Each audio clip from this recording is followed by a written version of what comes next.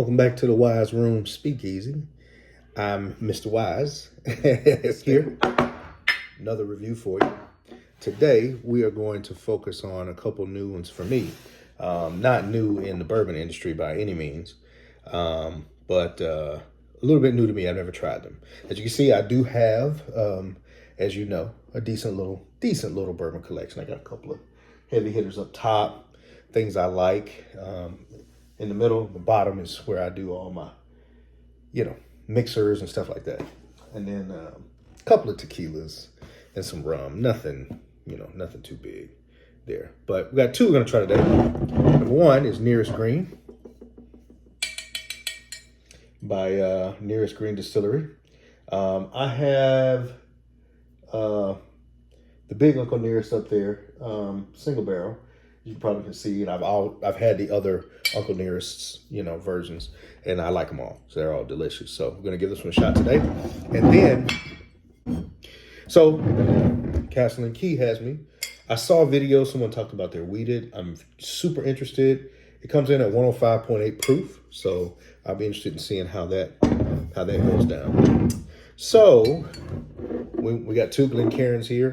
Probably should have a little bit better angle so you can see the actual pour. Maybe I'll hold it up, but let me get it. And as I saw somebody do, I don't know how big a difference it makes, but it seemed like it could work. Wet the cork a little bit. See if you get that good pop. That's a pretty good cork pop. Nearest Green.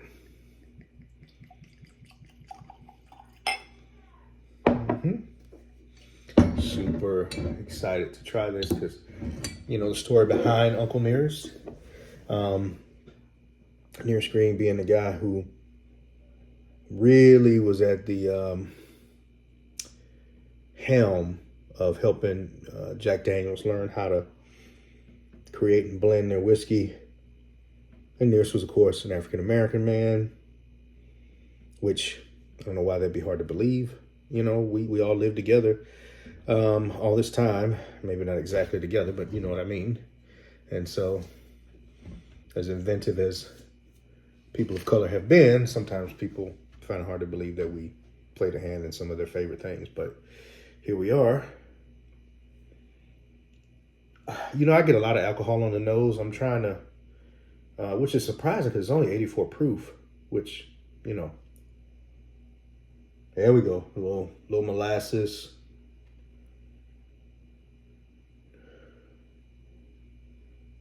Little caramel maybe on the nose. Let's see if we get that on the palate.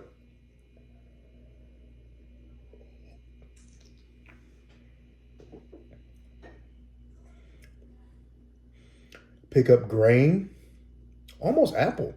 Like, that's weird. There's no apple in here, but it's almost like crisp like that.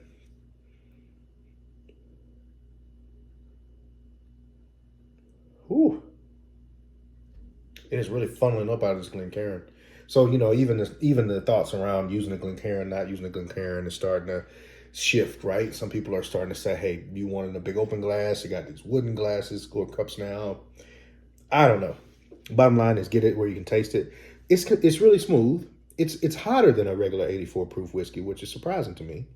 And it's got a little sweetness on the end.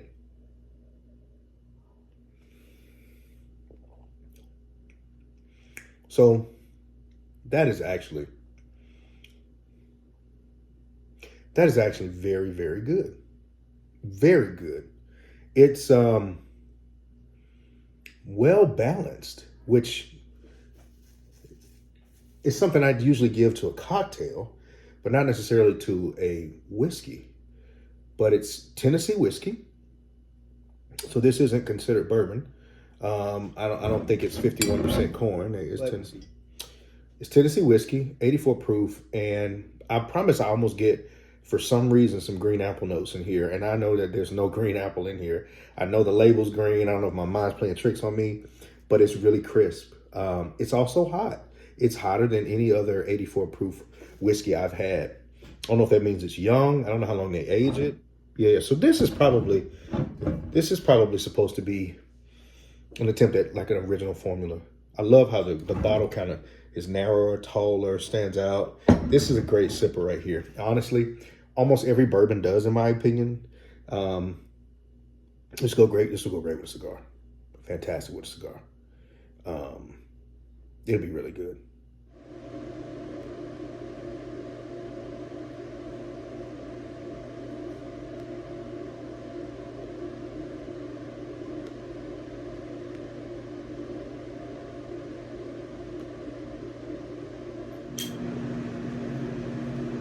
Okay. I'm sorry. This is supposed to be a review of Nearest Green and Castle and Keys Weeded. Um, and I was drinking it. I was drinking the Nearest Green. It's amazing to be great with a cigar. So here we go.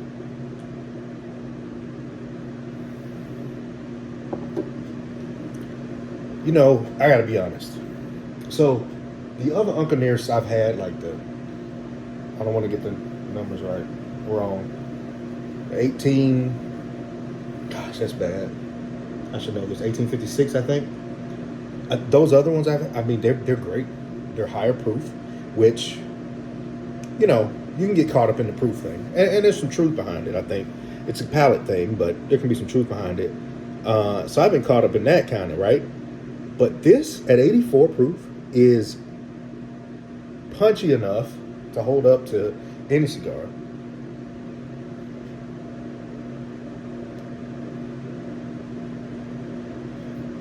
But it's so smooth that it can hang with a cigar. And for me, just for me personally, I just tend to like higher proof stuff. But for some reason, this is good whiskey. Somebody, I wouldn't do it personally, but somebody could even be tempted to put a rock in it. You know, put this on the rocks. Crazy for me, but I wouldn't do it, but I can see why somebody would. Real good. Okay.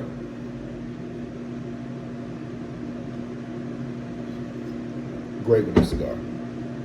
Great with that cigar. All right. So, moving on. Next up, Castle and Key Cast Strength Weeded. Coming in at a whopping 105.8 proof. Here we are. Cork pop, right? Better get that right. Also a good cork. I don't know what that means. It's a popular thing people do. I feel like all the corks pop the same, but apparently not. There we go. All right. Cast strength, Castle and Key. Hope is that this is as smooth as the Restoration rye Castle and Key did. So now here's what I will say. On the nose, you get a whole nother level of complexity. With the Nearest Green, which I think is fantastic whiskey. I mean, fantastic. I drink it. This bottle ain't gonna last that long, I'll put it that way. I think it's fantastic. But you get so much more complexity with some of these bourbons. And sometimes, to me, the complexity really comes out in the higher proof. Now, excuse me, I got some stuff from like Garrison Brothers up there. It's like 133 proof. And I think Larceny was way up there too. At some point, the proof point just becomes like, really? Like, really? You want to just light a match? I mean, you don't have to go that high. It's fun too, but it's not necessary to have a good whiskey or a good bourbon. I think everybody agrees with me on that. I'm getting like leather in here too. But I get some sweetness. Brown sugar kind of. So I'm not afraid to put leather, pencil lead, stuff like that kind of flavors in. I don't usually get pencil lead from whiskey, but I'm saying that because I came to, enjoying or the aromatics of beverages through wine. So to me, leather ain't a bad smell in a whiskey or bourbon. That is so interesting. All right, let's see what we get. Is that like a dark fruit? I think maybe a hint of dark fruit in here. Let's see what we got.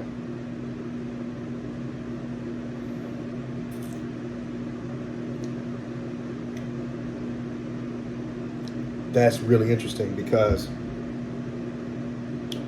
This was aged 7 years. It's blended. And it's blended with what? I feel like that's the weed I'm getting. That's what it is. I knew it was weeded, but so is Weller. And Weller weeded, the wheat just doesn't become a part of the flavor profile for me. But distinctly, and maybe because I just opened it, whiskey, bourbon, just like wine changes once it starts oxidizing. And however much oxygen is in the bottle does affect the taste of the I was going to say spirit. It's not a spirit, it's a drink. Of the liquid over time, right? It just does. What?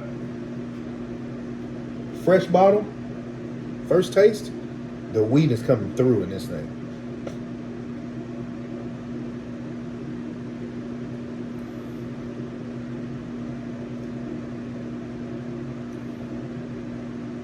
It's almost like a rye.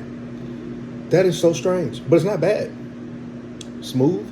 You get a lot of caramel, the back end.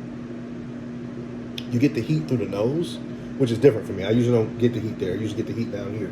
So here I'm getting it through the nose, which is indicative of that high alcohol content. 7 years aged, I think some of that be a little bit more smoothed out. But after you coat that palate a couple times, it settles right in there. So this is one of those ones where I think a lot of people who like their bourbons or whiskeys on the rocks will probably put this on a rock. Me personally, I don't really like to dilute my whiskey like that.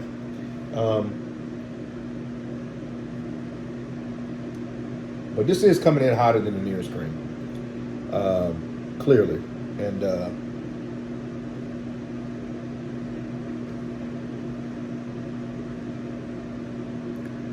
there it is. A lot of that burn's coming back here now. And it really wasn't that hot in here at first. My first swallow, I really got it in the nose, which is interesting. Like I said, kind of different and new.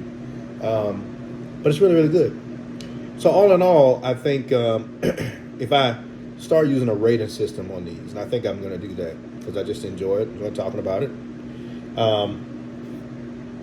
We got to categorize these a little bit, okay?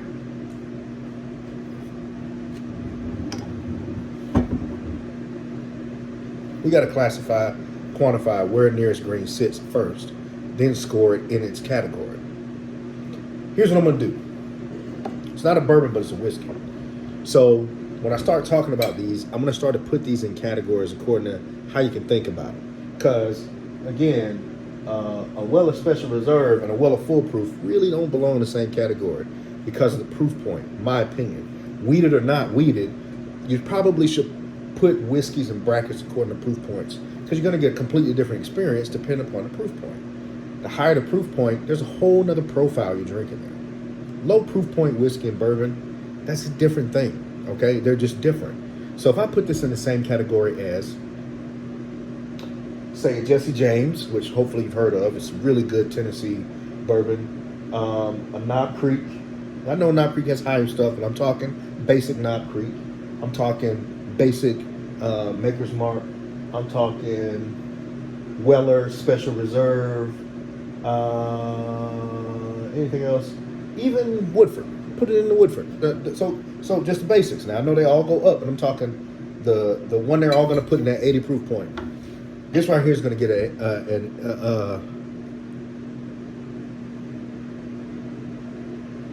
I'm going to give it an 8. I'm going to give this an 8. This is strong, solid, delicious. I think it could get a higher score if it didn't drink as hot as it does. Because when you go in at 80, 84 proof, it's usually, to me, it's like drinking juice, But when you drink this one, it doesn't hit you. It's not too hard to swallow. It's not too harsh in the mouth or the palate. But it burns more here than what you'd expect. I like that, but I think that if I'm creating the scale, smoothness is something that everybody prefers, right? This is a part of what, that's smooth. That's what most people are looking for. So this gets an 8. Absolutely. All right. Now, again, Castle and Key weeded. It's delicious. Castle and Key almost has a distinct flavor. I don't know if it's how they age, you know, what kind of barrels they use or what their process is. I don't really know. But they have a distinct way that they go about this. And the flavor, that distinct Castle and Key flavor seems to be in every bottle of Castle and Key that I've had the pleasure of having so far. In this case, it's the wheat, I think. And this is it's a high proof wheated bourbon. That is a competitive space. Okay?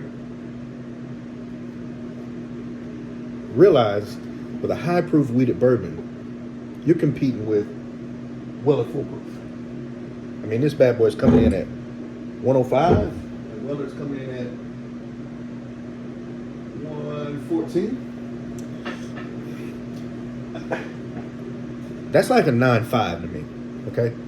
I mean, seriously. And then you got Stag, which is right up there too. Stag is actually like 120 something.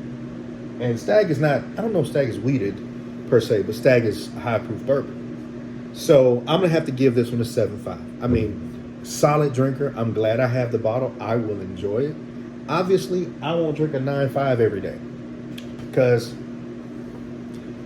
I can't spend $800, $900 a month on 3 bottles of bourbon. It's just too much money, you know. But I won't drink a 9.5 every day, but I will drink a 7.5 every day, and I will enjoy it. So 7.5 is a great score.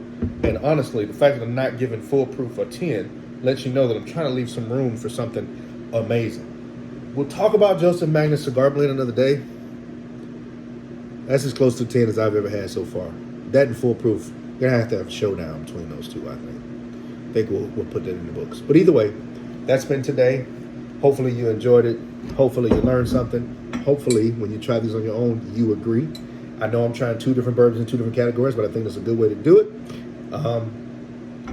Always start with the lower proof first because the high proof will stick with you. It will coat the palate. But it has definitely been great. And these are 2 good buys, good pickups in my opinion. So this has been Stan the Renaissance Man as per usual. Enjoy your whiskey. Enjoy your wine. Enjoy your tequila. Enjoy what you enjoy. Do it in moderation. Be safe. Sound of mind. And always, more than everything else, remember, put God first. Stan the Renaissance Man. I'm out.